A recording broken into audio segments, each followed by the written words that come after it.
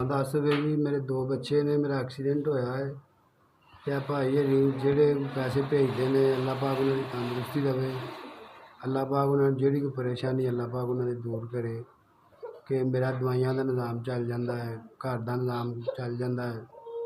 तो बहुत ज़्यादा मेहरबानी है ने मैंने 10,000 रुपया भेजा। अल्लाह पाक उन्हें तंदुरुस्ती देवे, अल्लाह पाक उन्हें जेड़ी कोई परेशानी अल्लाह पाक उन्हें दूर करे। पाक उन्होंने माँ बाप की तंदुरुस्ती देवे, अल्लाह पाक उन्होंने कारोबार की बरकत पाए जी। आ जो भाई हरी मैंने पैसे उन्होंने हर परेशानी जो दूर करे जी। पैसों की जरूरत सी, मैं अज आना सी ते अज भाई हरी आ गए ने। तो मैं सुबह अल्लाह खैर रखे अपना एक्सरा भी करवाना है, दवाई भी लैनी है, तो सुबह अस्पताल चेक करा के आना जी। अल्लाह पाक उन्हें तंदुरुस्ती देवे, पैसे भेजते हैं।